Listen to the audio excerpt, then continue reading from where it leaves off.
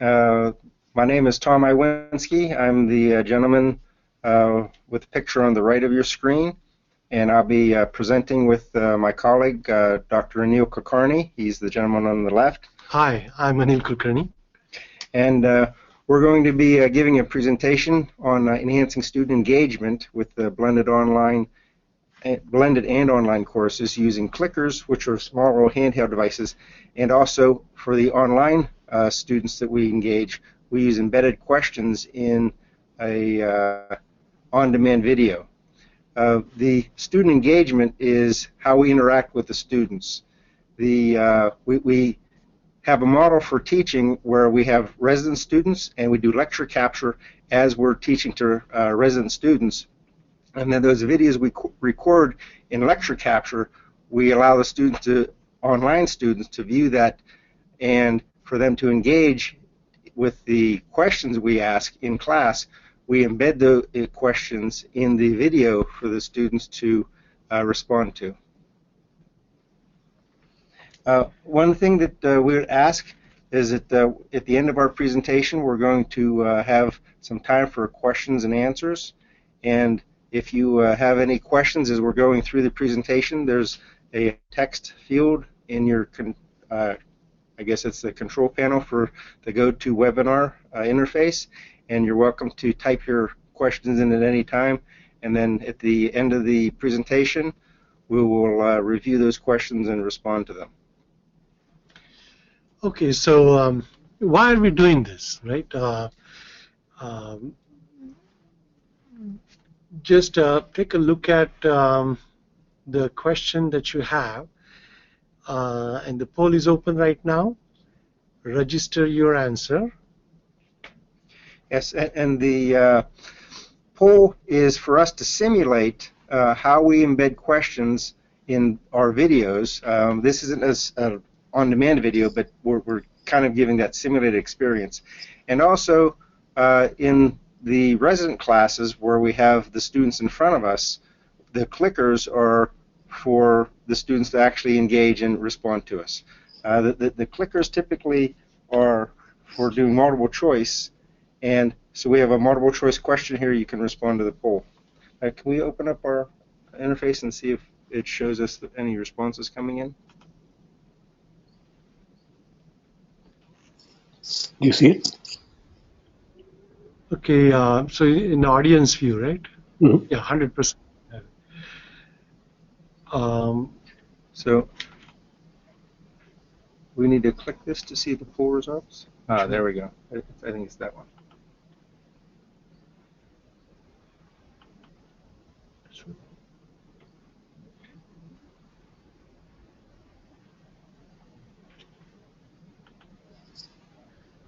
Sridhar, where would we see the poll results on our interface? Yeah, I'm sharing them right now. On the right, there should be a bar with poll on it. But if you maybe minimize your presentation. Okay, yeah. So what do we click on? Do you see it? We see a pop-up box saying sharing poll results. Yeah, that's what it is. But we don't actually see the results of there's selections for A, B, C, D, or E. I think, Sridhar, you want to hide the poll results before to enable the screen viewing. Yeah. Let's see if we can. Oh.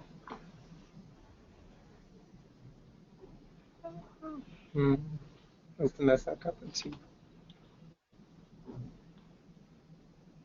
Well, we're not exactly sure where the results. Yes. Okay. Okay. So polls here. Yes. Okay. So as you can see, we have received this correct response. Sorry for the technical difficulties here. Obviously, I mean, all of you.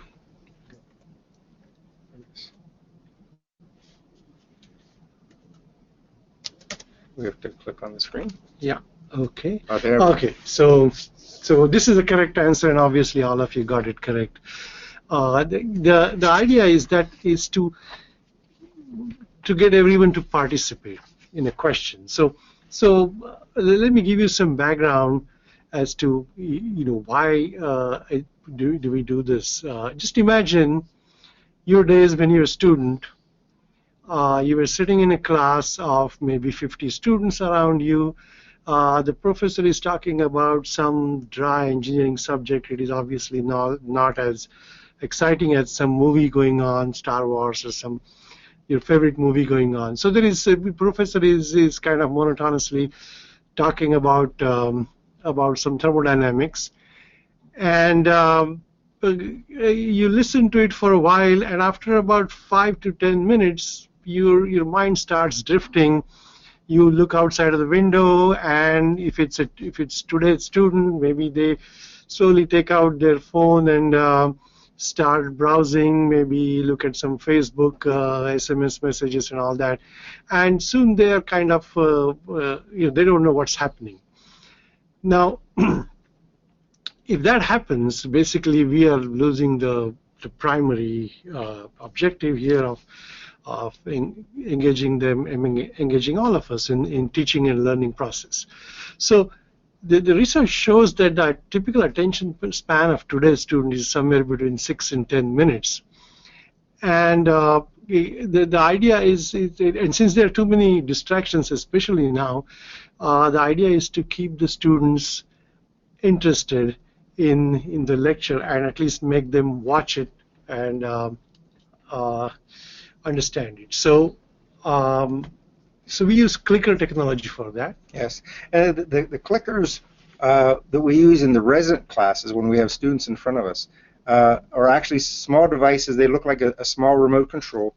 It's on your screen now. It's the blue device. We have it next to a iPhone for size comparison, and it communicates to a receiver that the instructor has, typically on his computer, that accepts the responses from the students. So each student has their own clicker, and when a question is presented in the classroom, they will select one of the multiple choice responses from A through E. And we're doing this while we're capturing the lecture for video for online students to view later.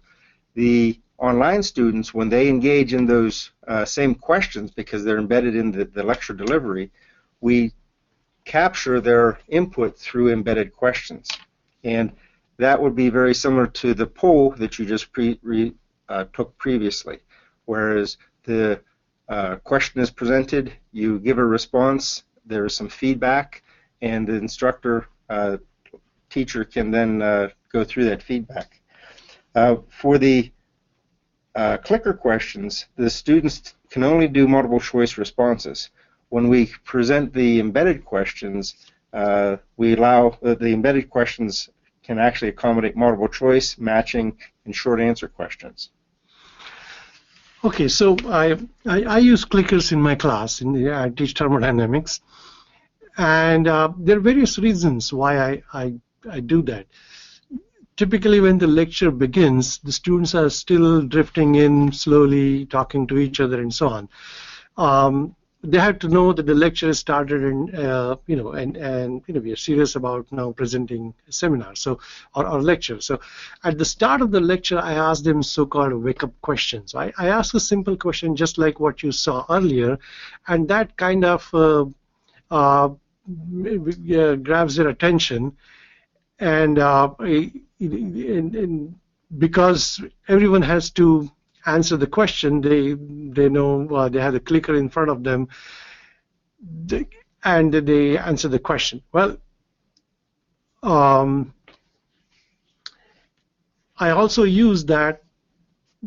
to check attendance. Now, you must have seen students. Some of the students habitually come little like 5 minutes late, 10 minutes late.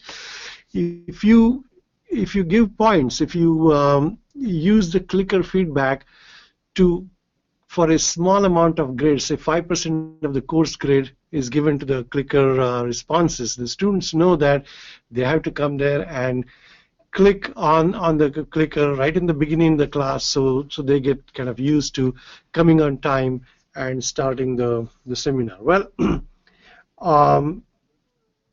once the lecture goes on,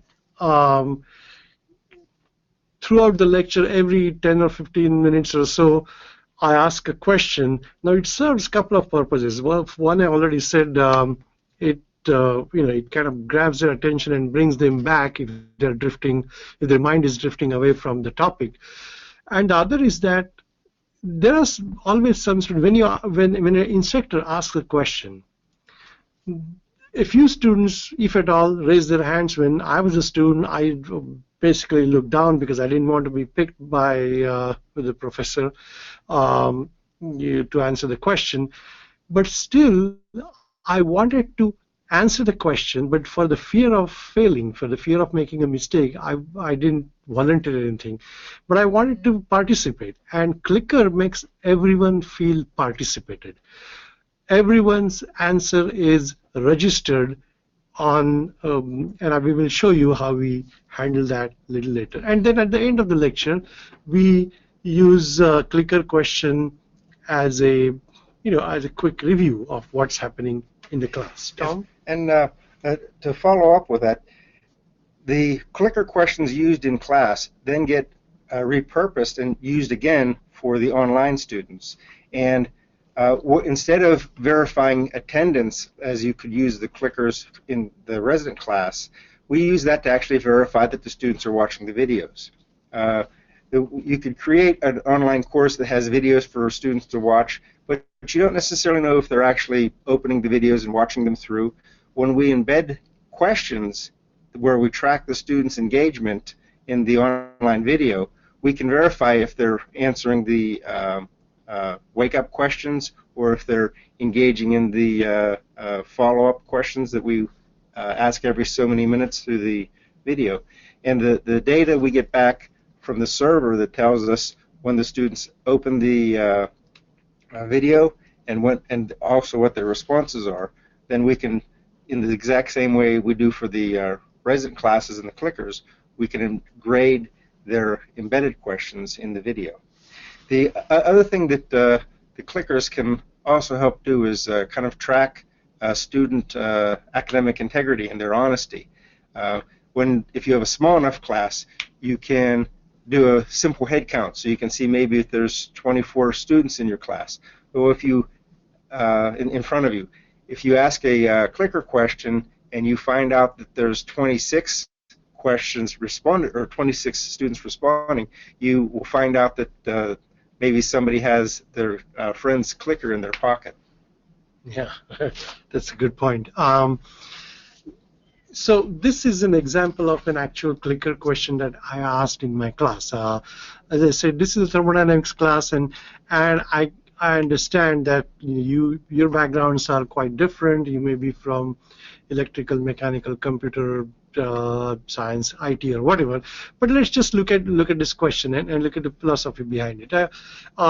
The idea here is that there is what is equilibrium. I'm teaching the students what is equilibrium, and when something is when the temperature is changing, pressure is changing, phase is changing, whatever, then there is no equilibrium. And I have questions like that. So Sridhar is... Yeah. Sridhar, open up the poll where you can respond to this. And I myself, this is Tom speaking, I'm an instructional designer by trade, so I'm not a engineer. And oftentimes I don't have the subject matter expertise to know the correct responses. So in this case, I'm going to take a guess, and my guess on this one would be B. Yeah, and remember, just don't feel shy, because in fact, my grading policy of clicker question is that if somebody answers the question correctly, they get 4 out of 4. If they answer incorrectly, they get 3 out of 4. That means 75% marks, which is still a good score. And but if they don't answer, they get 0 out of 4. So it's always best to answer something. The idea is that if your mind is drifting, again, it makes you kind of come back and look at the question, read it, and answer something. So um, let's close the poll. Okay, how do we check the poll again? He's sharing the poll results. Okay. If you have to click on that, does it? I think the results are somewhere here.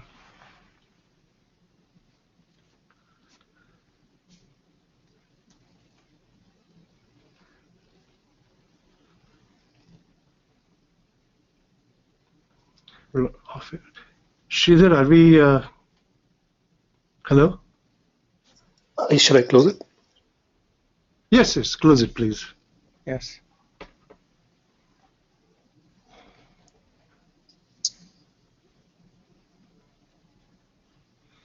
Okay, and we now want to take. How do we look at the poll? On the side, should be towards the bottom of the page, 1 or 2 bars above the control panel, right above questions, if you're on a PC. Yes, where is it? Above questions. So. Oh, where the attendees, it says questions. Yeah, there should be a bar called polls. We don't see it yet. Can the audience see our screen? Yes. Do we need to close the screen to look at the poll? No, you should be seeing it in the control panel. I see. Above questions, it says attended 17 out of whatever. Dashboard. Okay. It should be there because you're also an organizer. Yeah. Okay. It doesn't really matter. Like you can. I don't want to waste time. And we're doing this as an example. This is an example. We would see the results that the students responded to, and then as an interim feedback, provide those students say that the students responded. Most of the students in this case in the live class responded 73% that it was answer B. Yeah, so the first screen I get is that, okay, this is the response of students. They don't know yet which is correct answer. And then the correct answer is B. It is highlighted in green. And then what I see, let's say I'm talking about equilibrium. I'm teaching this class, and I see, okay, well, more than 70%, about 3/4 of the students got it correct. At that point, I say, okay, well, then the concept is generally understood. If somebody didn't understand, I tell them, come back and see me in during my office hours or whatever, but I continue with the lecture at this point. This is now an example where we would take a question that had been delivered in a live class with the clickers, and now we recreate that question and it shows up in the online on-demand video as a pop-up box that has options for the students to select. So the question quickly says that if you dip ice and block of iron of same size in water, which one will have better buoyant force? And obviously the answer here is that they both experience the same buoyant force, because buoyancy depends on the volume. It doesn't depend on the density of the substance. So, and well, once the students respond to that, and they'll be doing this not synchronously all at the same time, because these are for the online students to respond to. So you'll have a assigned on-demand video for a given lecture that the students complete during the week. some students may be responding to this question on Monday or Tuesday. Some students may be responding to it later in the week and at different times of the day. But because they're responding to it on the computer, it's being recorded on a server, and we get similar results that we can review as far as the students. Yeah, and these students, like I said, when I teach online, these students are all over the world. Basically, the videos are shown online in different countries, and they watch it at different times. So after this is what happened in my class, in my real class, and I saw that only 24% of the students got it correct. The correct answer here is C, and 24% of the students got it correct. That means I know that I haven't done a good job of explaining what is buoyancy. I should perhaps present it in different way, change the language, and change the way I'm talking about it. And so at this point, I go back in a resident class and explain the point, because I don't want to lose 75% question and go on with the topic. Yes, and the next screen shows the daily feedback. Because the student responses are actually being tracked by a server from where they receive the online video from, we can get feedback on the students' engagement on a daily basis to gauge where they're at. That data can also be viewed from a weekly basis, how they've worked through the week, and also at the end of the semester, we can cumulatively look at all of the students' performance information. And also, regarding feedback in this presentation, if you do have any questions for Dr. Kulkarni or myself, please feel free to type your questions into the GoToWebinar interface, and we'll address your questions at the end of the presentation. Okay, so far when we showed the questions, they were all pre-formatted. I had typed them up, and when I'm teaching, I pop up a question and I ask them to take out their clickers and answer the question. But sometimes when I'm teaching, and I write on a blackboard. Of course, it's an electronic blackboard, and students actually see what I'm writing like this. And I'm asking a question that inside this dome there is some state, and I decide, okay, well, did the student understand or not? I want to ask a question there right away. It just comes impromptu on the fly. So I can write up the question, tell them to pull out their clickers and ask the question, and this way also it works. Obviously, in a resident class, it won't work, but the students are going to watch this tape exactly the way it is. So in the live class, the instructor has the ability to either do pre-formatted questions or ad hoc questions, where he actually just writes the questions live and then asks for the response on the clickers, the multiple choice. For the embedded questions for the online students, there's an additional step where to begin the videos, the students need to actually authenticate into the video by giving their first and last name and an email address. That gives us one way of tracking their performance. So in this case, we show you an example of the login screen.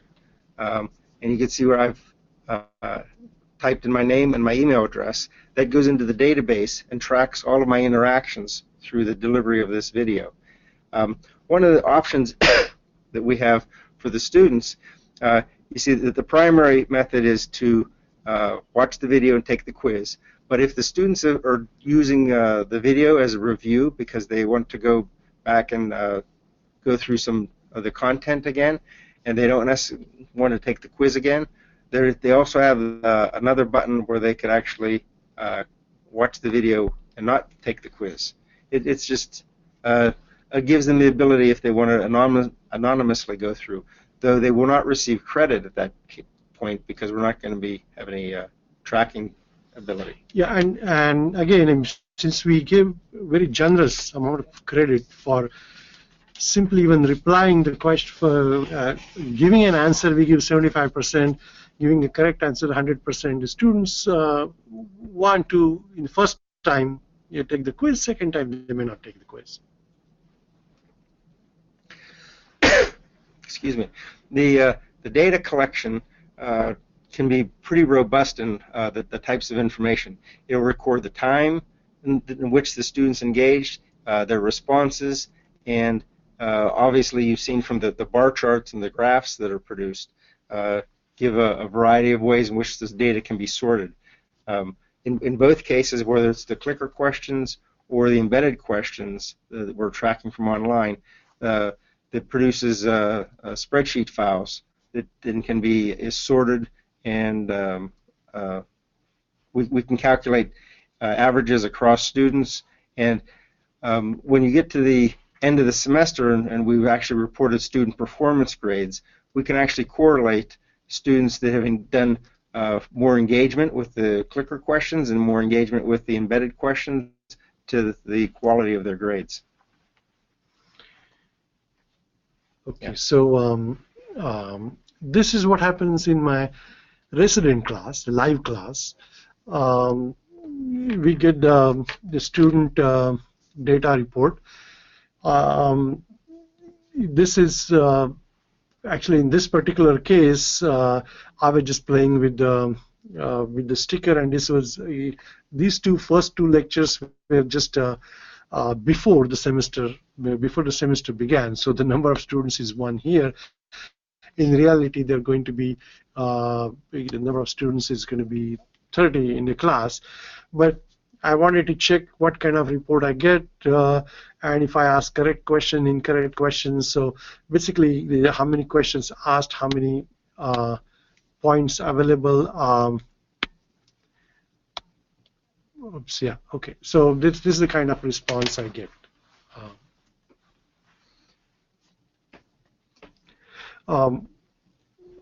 Once that is done, I get cumulative response now. And here I have, these are the names of different students, student 1, student 2, etc. These are the entire class. This is a small part of the report. We have blocked the names for privacy. And for each student, it gives me average for this the entire session. Maybe there were 7 questions asked. Some of those the students didn't want to answer for whatever reason. Their responses are given, and I get pretty good idea of what's happening with the student in a given lecture. The lecture itself was presented here. You can see on the 6th of June here. So the clicker questions and the embedded questions give us some pretty robust, detailed information. And some of that information is in like a spreadsheet with column data. Others can be presented in graphical form. The embedded questions that the data is collected on the server, that presents a similar style of feedback. You can see also in this one we're hiding the identities of our students engaged, but we can see that it tells us how much the students have watched in the video. So this student only watched 60% of the video and got a relatively low percentile score, whereas other students who have watched more. Is a top student here. Yes. That student didn't answer any correct questions, so they have a low percentile. This is bottom, yeah. And actually here also it shows exact start time. In fact, when we get all the data, we know it to the second. When did the student start, when the student stopped, how many times they did that, and so on. We have complete data collection there. Yes. And so this is an example of some graphical display of the student engagement. So in this lecture, we had of the students that engaged, we see that many of the students got the answer correct. So that means that the instruction was viable and that the students were learning from it. And that there's also a bar chart that gives some more detail about the student performance. Okay. So what we are trying to do here is to basically do little better than what we conventionally do. Now, in the resident class, this is not a new technique. It has been around for about 5 to 10 years. There's a huge amount of research that has been done over thousands of students in physics and engineering classes, and it is basically what it shows is that hands down clickers are so much more effective in making the students learn the topic, which is the primary objective here. And the instructor should do whatever they can to make this process go smoothly. So in resident classes, it has been shown that it's very good. Obviously, when you switch to online classes, there is no excuse for not having personal interactions. So what we decided was that how can we translate this technology into the clicker technology into online courses, and that's what we did here. Something different. It's the technology itself can be more expensive. There are alternatives for it. The clickers means for clickers, every student has to buy a clicker. The clicker costs somewhere around $35, which is not much, but at Penn State they use it for 4 years in all different types of classes. So it's really very small investment for them, and they can resell it for maybe $5 less at the end of when they stop using. But still, there's other infrastructure that is needed. One other possibility is that this polleverywhere.com software, you can download the app on the phone, and it is not difficult. We use this in our faculty meetings whenever there is some kind of voting to be done. We just pull out our mobile phones. This is done via completely mobile phones, so pretty much everyone has it, and so there are other alternatives available than clicker. Yes, and the expense is still relatively minor compared to the overall cost of the course and the delivery. So for the embedded questions, you have the expense of software to edit in the questions into the online video. In the course that we're using as example, the software we use is called Camtasia, where we have the video that was captured of the lecture capture, and then Camtasia in its video editing allows you to insert those quiz questions in the timeline of the video, and it requires the students, when they play the video up to that point, the video stops, and then they have to select to engage that content. Yeah, and by the way, on online for online education, as I said, since the students can be far away, we still have office hours where they can call in or they can Skype and talk to us. So there are other ways, of course, we keep them engaged. Yep. Okay, so to quickly summarize what we are doing here, we are using these clickers and creatively to transform them into embedded questions for online delivery here. We basically record all the interaction. We know exactly what the student is doing. Even though they're watching on Sunday somewhere far away, we know what time they started the video, what time they stopped. And basically we try to keep them engaged so that they learn more material.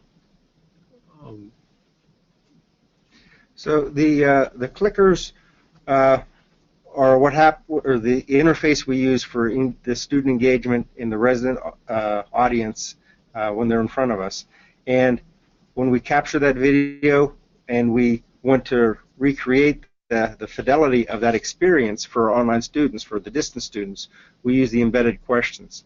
And often the clicker questions and the embedded students, or the embedded questions for the students, are exactly the same.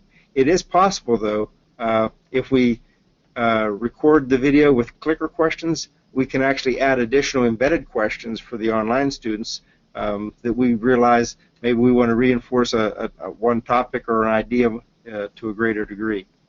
So it's a creative use of modern instructional technologies that is used in a resident classroom, and that's because of this, the same content is being repurposed for an online course. We can get very similar feedback and data about the students' engagement online. So this is completely unrelated. The organizers told me to say a few things about what we are doing right now. This recently, Penn State, our university, which is a very big university, we have more than 100,000 students, so it's one of the top couple of universities in terms of size, and also we are in top 40 worldwide. So we have started recently a Center for Collaborative Engagement with the Pune University. We have actually an office, physical office in India, and the idea is not just to recruit students from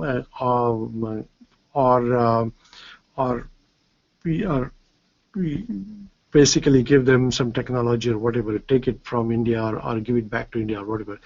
The idea is to promote true collaboration between the Pune University and Penn State, and it's at all different levels, students, faculty.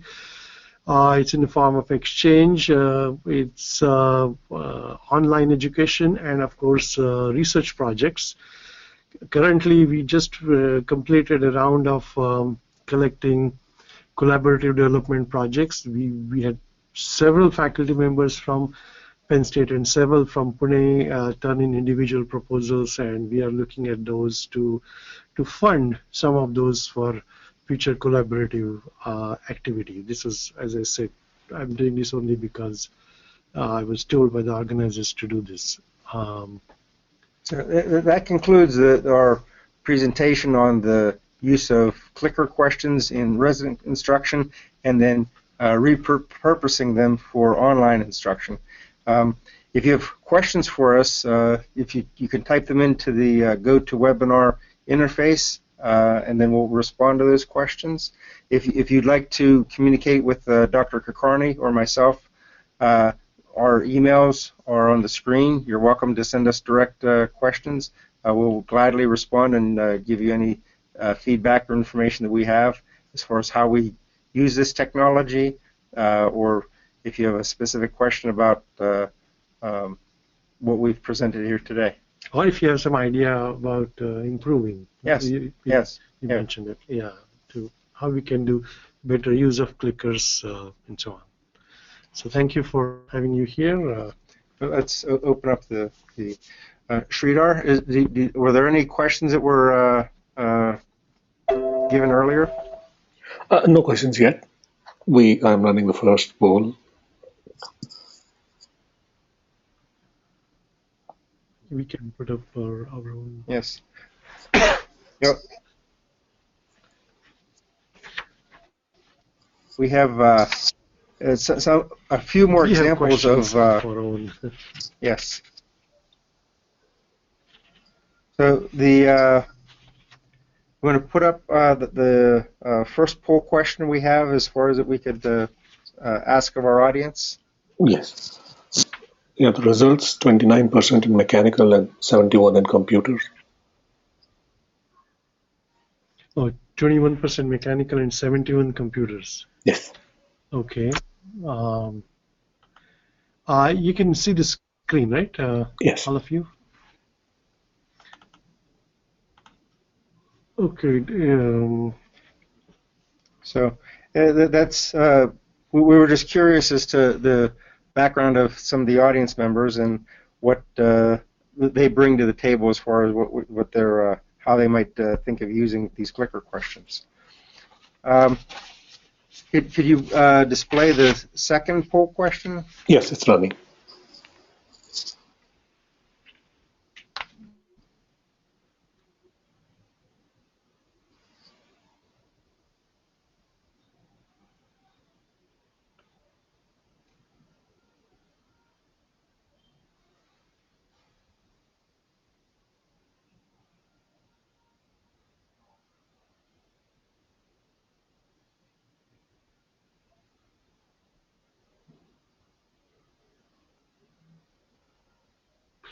Personally, my experience is the clickers, what is embedded questions? They really enhance the student engagement, their attendance and their uh, watching or listening to the class, feeling participated, it tremendously increases. And all it takes is a little small device or some technology. Polleverywhere.com is, by the way, it's a pretty low cost, very effective technology that we use ourselves. We didn't talk about it, but in the faculty meetings. Okay. Do we have any results from that second poll question? Yeah, the custom technologies, none, 13%, computer and projector, 100%, clickers, 0, interactive lab activities, 13%, learning management systems, 25%. Okay. Well, that question actually kind of gives us a feel for if you have the ability to maybe adopt these technologies for some of your teaching. So this was 100%, right? B. Because to employ these technologies, the clicker questions, you do need to have the computer and the projection technology so that you can project the questions to the students and then also display their feedback. The learning management system helps because then you can assign the videos and have those selected for the students to view and engage in the embedded questions it would have in it. Okay, and finally. So could you put up the final poll question we have? Yes. And this question relates to the clicker questions can work in small classes or large classes, as well as the embedded questions. We've used them in our resident classes where there may be 20 students in front of you, and we have also running the embedded questions on our online classes where we have up to 400 students in a course.